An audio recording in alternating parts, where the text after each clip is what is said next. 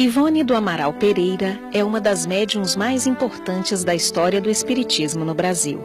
Psicografou 12 romances e escreveu 4 livros e dedicou sua vida ao espiritismo.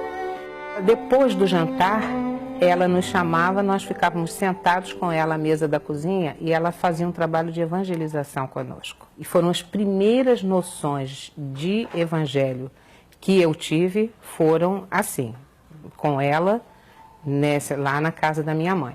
E ela, então, depois de fazer esse trabalho de evangelização com a gente, ela ia para lá, para o trabalho dela. E ela dizia, agora eu vou trabalhar com os meus guias. Ela ficava pela madrugada adentro no trabalho da psicografia. Ivone nasceu no dia 24 de dezembro de 1900, na Vila de Valença, hoje Rio das Flores, no Rio de Janeiro. Nós demos o nome Centro Espírita Ivone Pereira em razão dela ter nascido aqui em 24 de dezembro de 1900, no antigo sítio do Rapaqueixo.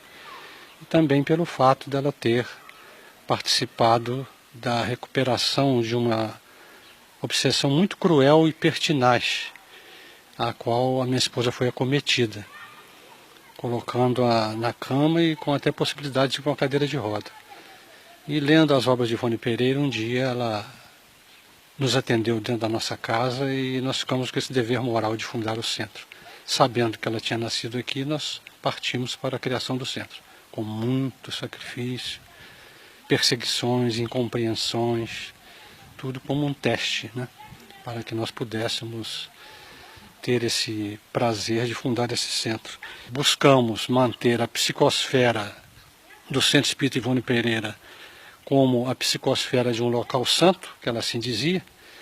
Como tal, essa psicosfera precisa ser preservada através dos frequentadores, com o exemplo dos dirigentes, no estudo da codificação de Kardec e também na preparação de todas as reuniões, que devem ter início na hora certa, com toda aquela preparação que o Espiritismo nos direciona, nos ensina.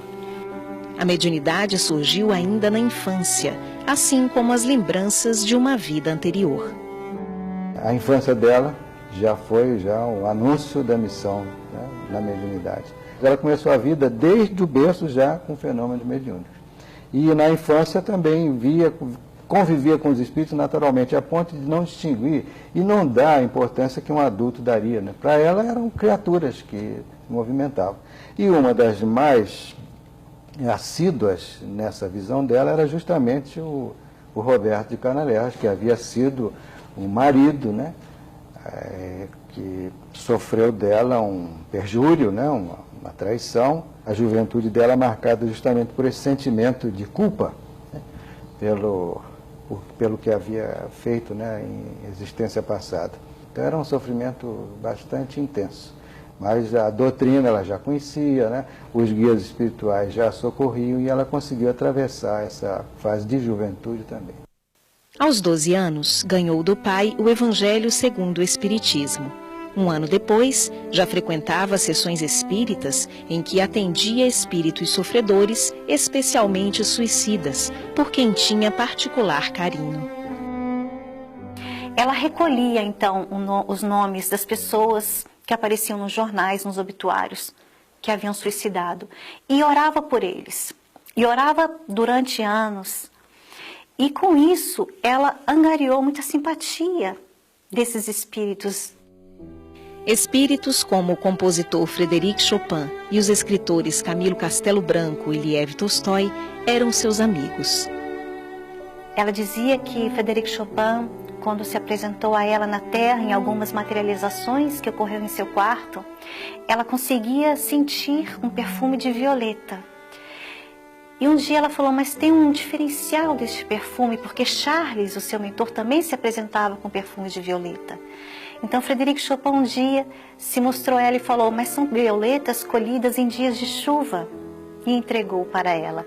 Como não nos emocionarmos diante da materialização de um espírito que foi um grande representante do belo na Terra e que se compadece diante da vida de uma médium sofrida e humilde, que nada sabia sobre ele, mas que se transformou numa grande amizade. Foi um grande presente para ela, por certo. Dos livros psicografados por Ivone, destacam-se a trilogia de romances, Nas Voragens do Pecado, O Cavaleiro de Numiers e O Drama da Bretanha. Mas a obra-prima de sua mediunidade foi o monumental Memórias de um Suicida, ditado pelo espírito Camilo Castelo Branco. Entusiasta das obras de Allan Kardec, era uma apreciadora de boa literatura, lia clássicos espíritas e não espíritas. Escritora de raro talento, lançou os livros Recordações da Mediunidade e Devassando o Invisível, em que narra suas experiências mediúnicas. Foi médium receitista e, ao longo de toda a sua vida, correspondeu-se com pessoas do mundo inteiro, a quem oferecia conselhos, consolação, amizade.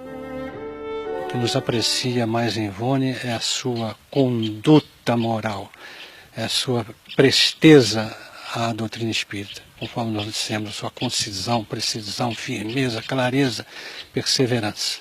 Isso realmente nos emociona muito. Para nós, Ivone é um exemplo que precisa ser seguido por todos os trabalhadores da seara espírita, principalmente na mediunidade, porque é como ela mesma dizia, há que se perseverar, não se pode desejar resultados imediatos, o tempo é que vai confirmar a grandeza do trabalho. Então diríamos que Ivone é uma médium dos mais grandiosos que o nosso país conheceu, que o nosso Brasil conheceu. Pela coragem espiritual que Ivone sempre demonstrou, o médium Chico Xavier a definiu de uma forma que resume toda a vida dessa médium: uma heroína silenciosa.